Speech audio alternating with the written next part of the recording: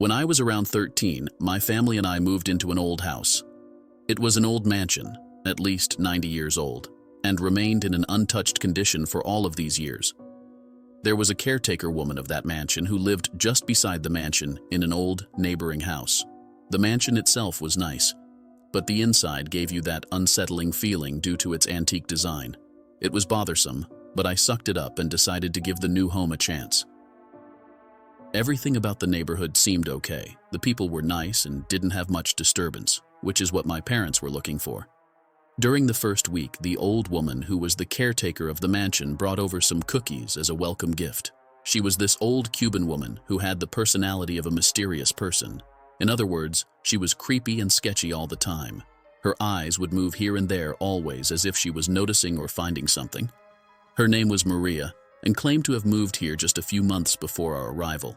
She replaced the previous caretaker woman, who died mysteriously in the same house that Maria was living in now.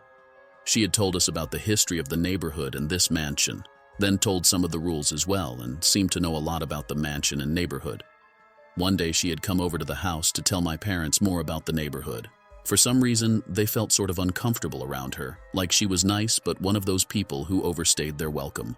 My parents weren't the type to assume, but something was just off about her. Fast forward about a month later, it was 31st December of 2017, my parents had gone out for a sudden trip. It was a New Year's night, so they told me to call some friends over for a New Year's night party and enjoy the New Year's night. I was at home, having a party with two of my friends from school. We were not much hyped up by the celebrations or fireworks and chose to play video games throughout the night to have a good time together. We were playing video games when we heard a noise from outside.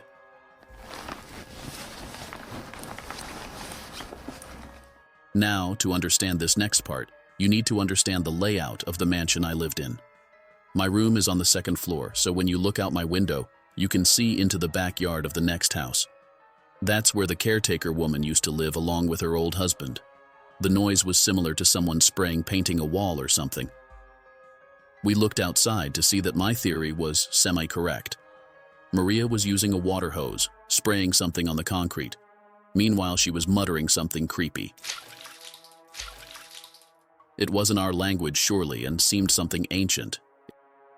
It was around 11 p.m. and somewhat dark out, but I could still see that whatever she was spraying appeared to be a red liquid. My friends and I watched for a good while as she began to clean and sanitize the concrete.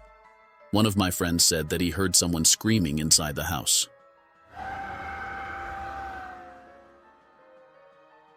But I didn't hear anything at all. All three of us were scared as hell, and I was continuously calling my parents to come home early. As it was about to hit 12 at the clock, the woman went inside the house.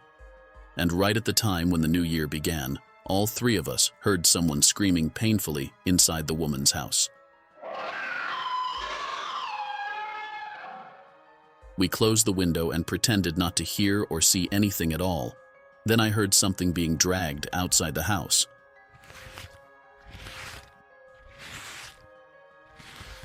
As I got to the window, we saw the woman dragging a heavy sack to her backyard.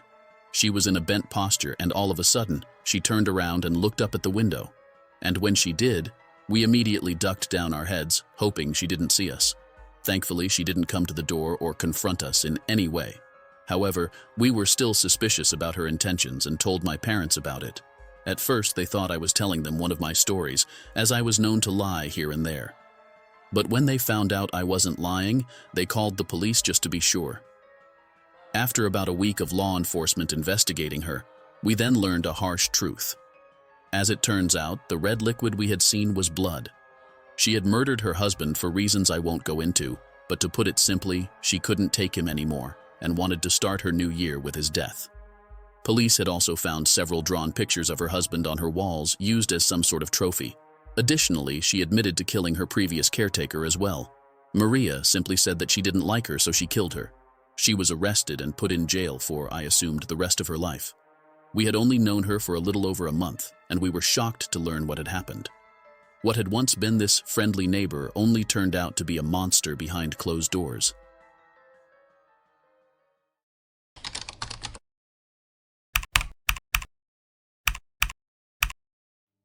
It was a New Year's night in 2020.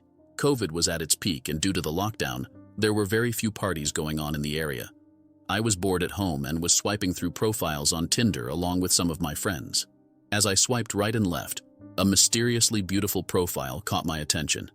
The DP of that girl was beautiful, but there was something about her that gave me unsettling feelings. Her eyes seemed strange yet beautiful. Ignoring my intuition, I went with my feelings and decided to give it a shot.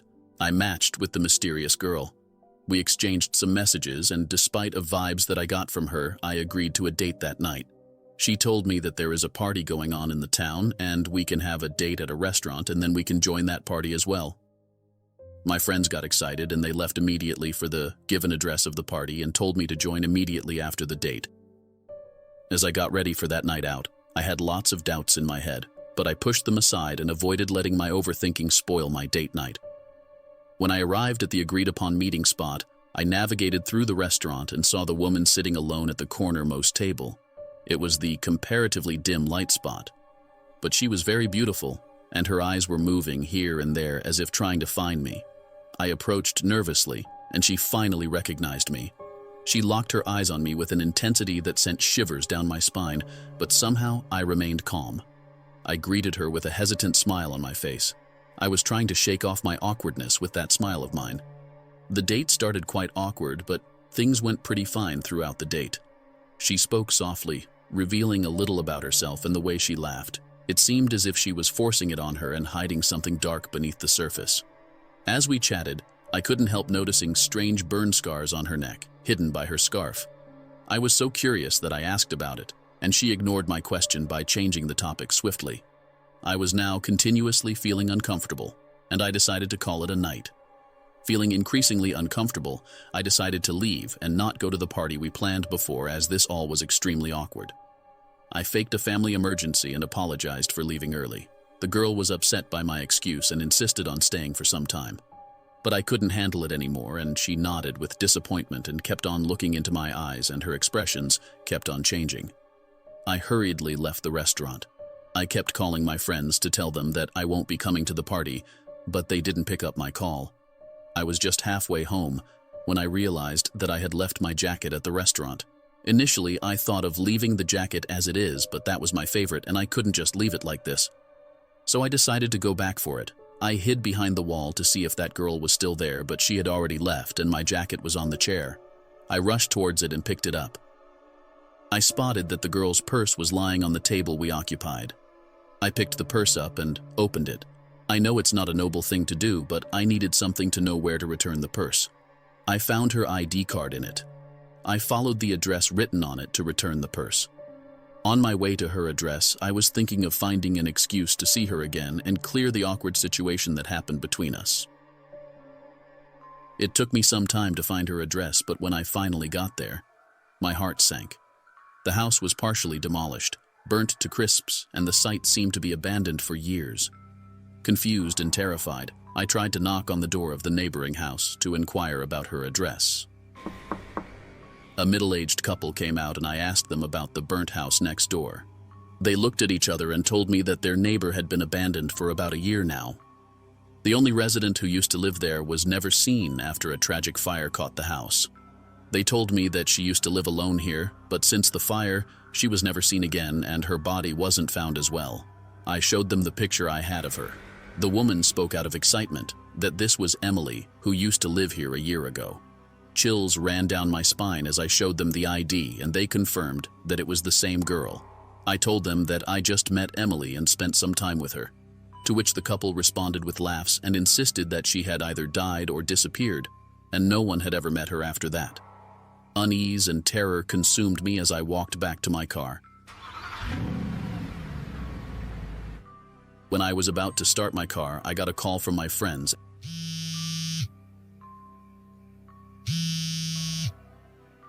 and they told me that they were following the given address and ended up in the middle of nowhere. They were lost and were being followed until a police patrol rescued them.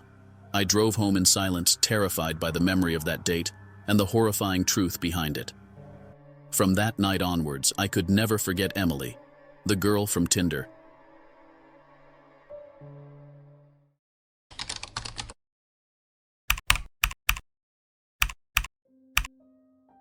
was 2018 New Year night and 2019 was about to start. I was seeing my family over the holidays and went on a short road trip to my parents' house. It was a long day of work as the last few weeks of the year used to be very hard at the job. I planned an escape from this hectic routine to meet my family for New Year night as I have been away for Christmas as well. I enclosed all the files and went to my place at about 8 p.m.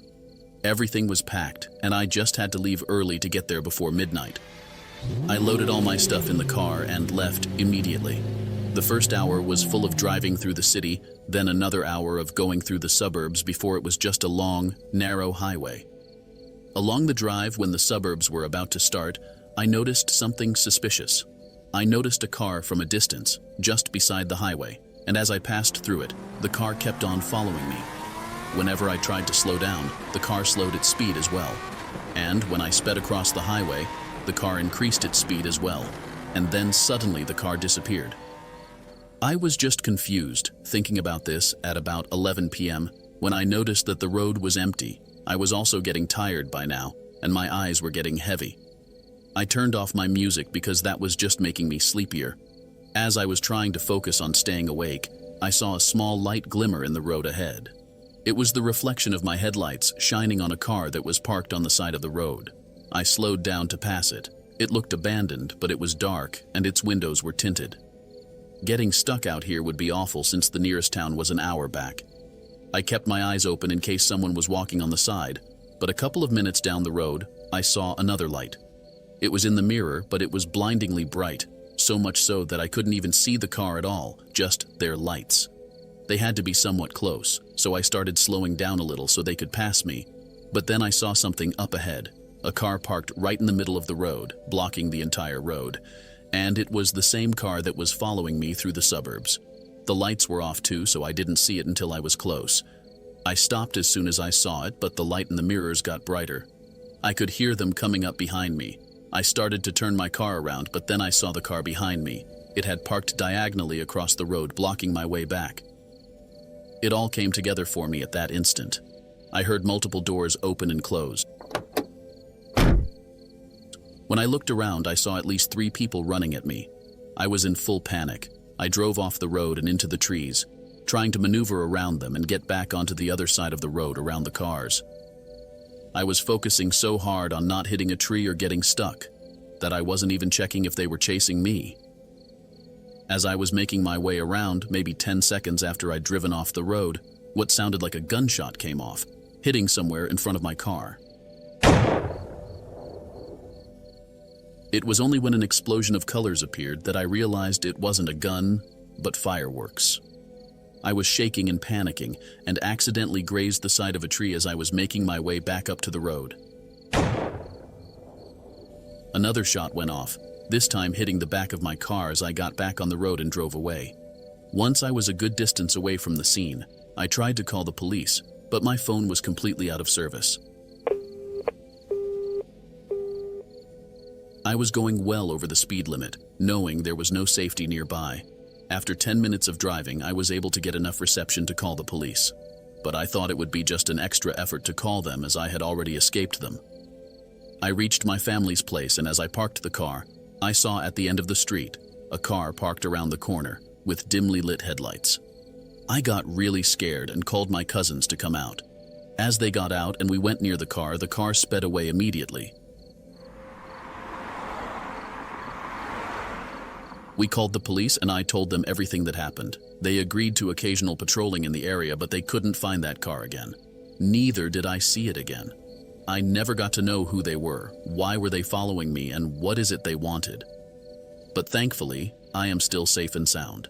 I hope they were only planning on robbing people, but the way they were set up in the middle of nowhere and were shooting fireworks at me made me think they were planning on something much worse.